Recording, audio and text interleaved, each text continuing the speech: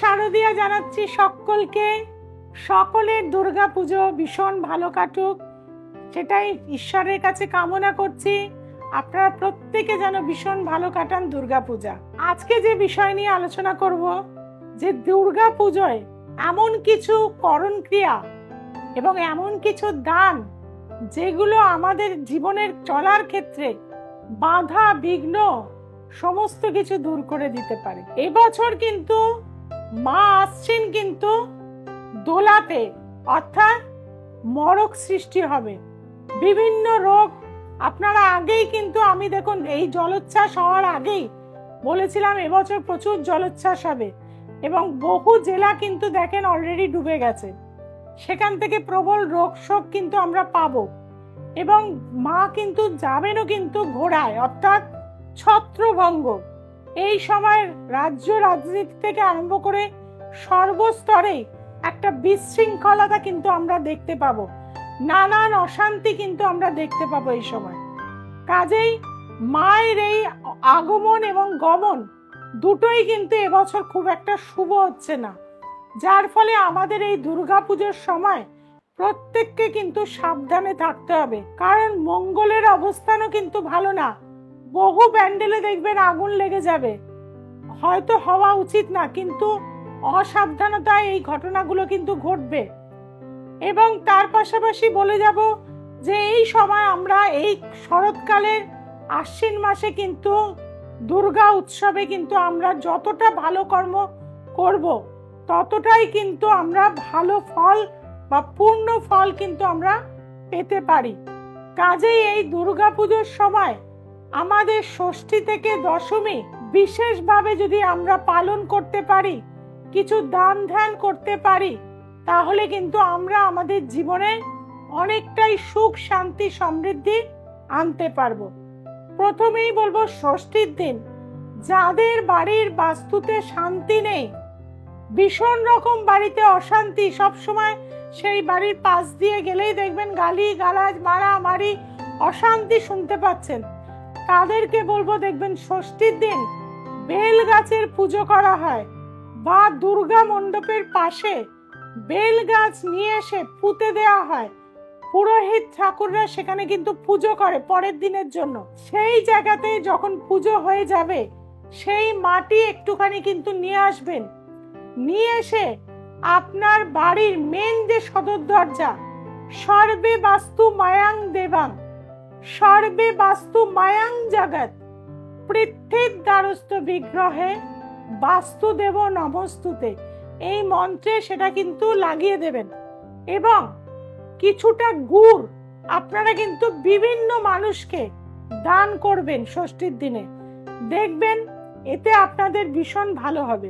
যাদের সমস্ত কাজে বাধা, চাকরির ইন্টারভিউ দিচ্ছেন লাভ কিছু হচ্ছে না, বিয়ের জন্য ব্যবস্থা করছেন বিয়ে হচ্ছে না, বাড়ি করার চেষ্টা করছেন সেটাও হচ্ছে না, যে কোনো উন্নতির কোনো কাজ করার চেষ্টা করছেন কোনোটাই হচ্ছে না, হায়ার স্টাডিজ করতে চাইছেন সেটাও বাধা প্রাপ্ত হচ্ছেন।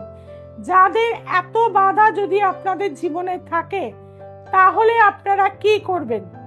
তাদেরকে বলবো সপ্তমী তিথিতে অবশ্যই আপনারা কিন্তু দুধের কোনো জিনিস বানাবেন বাড়িতে, অর্থাৎ কেনা জিনিস না। আপনারা পায়েস বানাতে পারেন বা লুচি সুজি বানাতে পারেন, সেটা বানিয়ে কিন্তু মাকে ভোগ প্রসাদ হিসাবে দেবেন। দিয়ে সেটা অন্তত কম করে 7 জন মানুষকে যদি খাওয়াতে পারেন, তাহলে আপনার যে বাধা বিঘ্ন এতভাবে হচ্ছে সেই বাধা বিঘ্ন কিন্তু অচিরেই দূর হয়ে যাবে এবং 1 বছরের মধ্যেই আপনি দেখবেন যে কাজগুলোতে আপনি বাধা পাচ্ছিলেন সেই কাজগুলোই কিন্তু আপনার সম্পূর্ণ হয়ে গেছে। অর্থাৎ ছোট ছোট উপায় কিন্তু আপনার জীবনে কিন্তু মিরাকেলি কাজ দিয়ে থাকবে। আসছে অষ্টমী তিথি। অষ্টমী হচ্ছে আমাদের একটি গুরুত্বপূর্ণ দিন।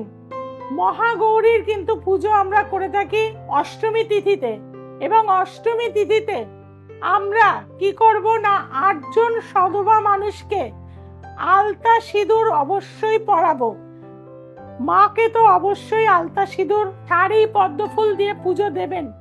তার পাশাপাশি কিন্তু আপনারা অঞ্জলি দেওয়ার পর 8 জন সধবা ব্যক্তিকে আলতা সিঁদুর অবশ্যই পরাবেন এবং সেদিন মালপোয়া আপনি নিজেও বানাতে পারেন বা দোকান থেকেও কিনে আনতে পারেন।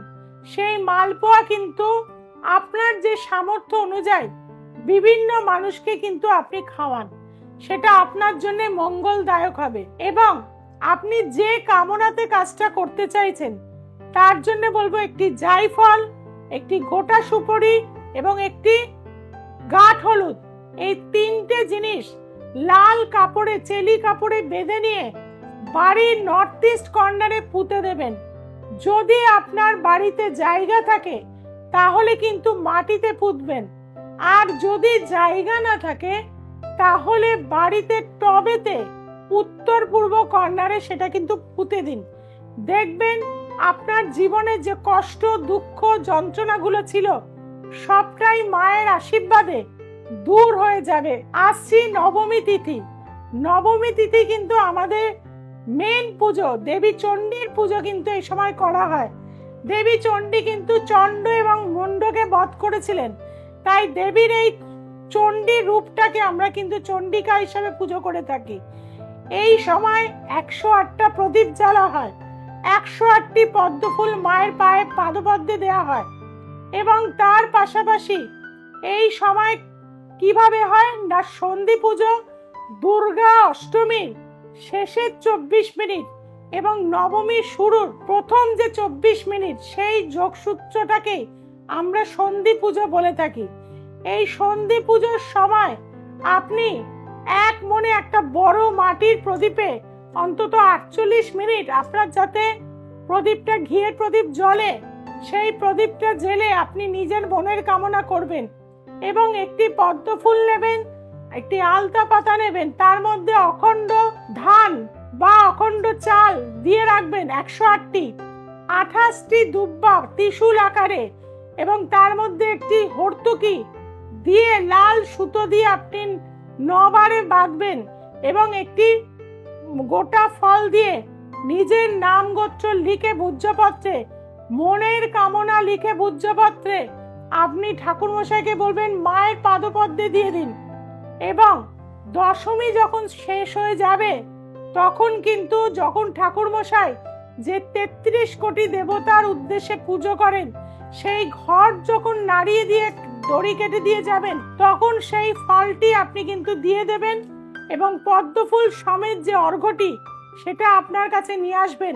আপনি ইন্টারভিউ বলুন, বিয়েতে দেখাশোনা বলুন, সন্তান হওয়ার ক্ষেত্রে বলুন, অপারেশন হওয়ার ক্ষেত্রে বলুন, নতুন বাড়ি করার ক্ষেত্রে বলুন, সমস্ত কাজে কিন্তু সেটা আপনি ব্যবহার করতে পারবেন। কাজেই এই ক্রিয়াটা আপনারা নবমী তিথিতে করবেন। এবং নবমী তিথিতে সাদা কোনো মিষ্টি, সেটা রসগোল্লা হতে পারে, সন্দেশ হতে পারে, আপনি বিভিন্ন মানুষকে কিন্তু খাওয়াবেন, সেটা আপনার জন্য ভীষণভাবে মঙ্গলদায়ক হয়ে যাবে। এবং দশমী তিথি আমরা ছোটবেলা থেকে জানি যে দেবীর যখন ঘট দড়ি কেটে দেওয়া হয়, সেই ঘটের জল ভীষণ উপকারী। যাদের বাস্তু প্রবলেম রয়েছে, অসুস্থ রয়েছেন, নার্ভাসনেস রয়েছে, ঘুম হয় না, তাদেরকে বলবো সেই ঘটের জল কিছুটা নিয়ে আসবেন, নিয়ে এসে বাড়ির নর্থ ইস্ট কর্নারে রেখে দেবেন। আপনার সন্তান যদি পড়াশুনো করে তার মাথায় একটু করে রোজ দেবেন, এবং যিনি অসুস্থ আছেন তার মাথায় প্রতিদিন দেবেন। কেউ যদি ইন্টারভিউতে যায়, কেউ অপারেশন হতে যায়, কেউ ডেলিভারি হতে যায়, তার মাথায় অবশ্যই সেই জল দেবেন। এই জলটি প্রচন্ড পবিত্র একটি জল।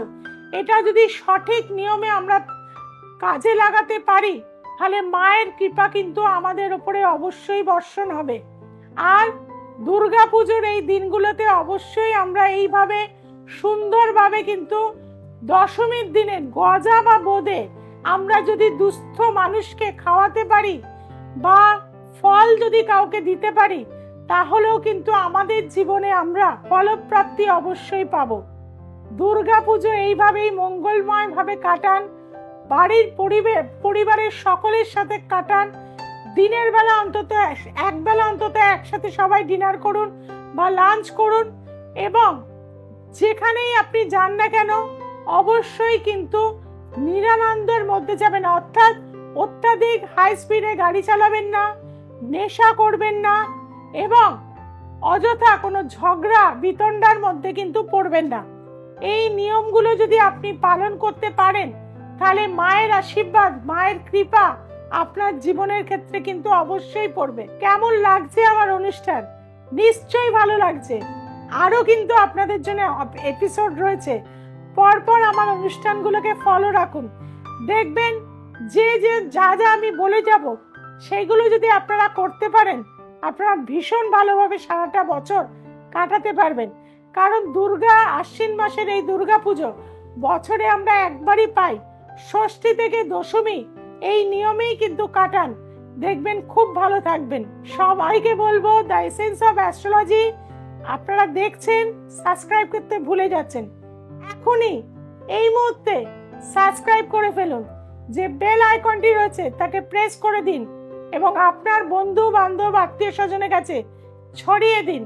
দূরের বন্ধুরা যারা আমার সাথে যোগাযোগ করতে চাইছেন, কনসালটেন্সি নিতে চাইছেন, তাদেরকে বলবো নিচের ফোন নাম্বারগুলোতে অবশ্যই যোগাযোগ করুন। পুজোর পরে ব্যাঙ্গালোর, দিল্লি, বম্বে এবং গৌহাটি, শিলচর, আগরতলায় আমাকে পাবেন। তাছাড়া নর্থ বেঙ্গলে শিলিগুড়ি, কোচবিহার, আপনার মালদা, বহরমপুরে আমাকে পাবেন। এছাড়াও কৃষ্ণনগর, দুর্গাপুরে আমাকে পাচ্ছেন। কলকাতার বিস্তীর্ণ চেম্বারে আমাকে আপনারা পাবেন। তার জন্য কোন চেম্বারে কিভাবে যোগাযোগ করবেন, নিচের ফোন নাম্বারগুলোতে যোগাযোগ করুন। সবাই খুব ভালো থাকুন, সবাইকে খুব ভালো রাখুন। পুজো আপনাদের প্রত্যেকেই শুভ কাটুক। নমস্কার।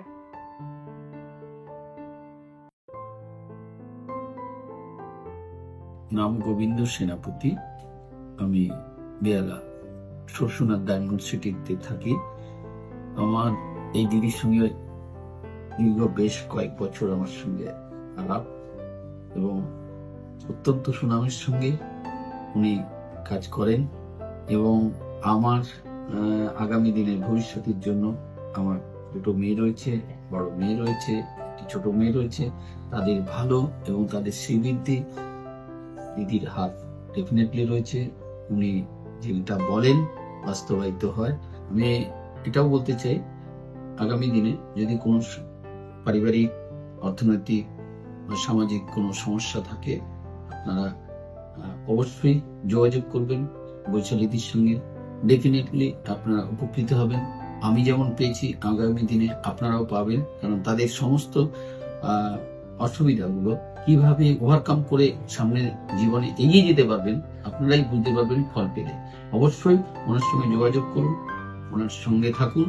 আর আমি অনেককেই ওনার কাছে পাঠিয়েছিলাম, প্রত্যেকেই ওনারা জীবনে, বাস্তব জীবনে উপকৃত হয়েছেন এবং ওনারা আগামী দিনে দিদির প্রতি বিশ্বাস, ভরসা অনেকখানি বেড়ে গেছে।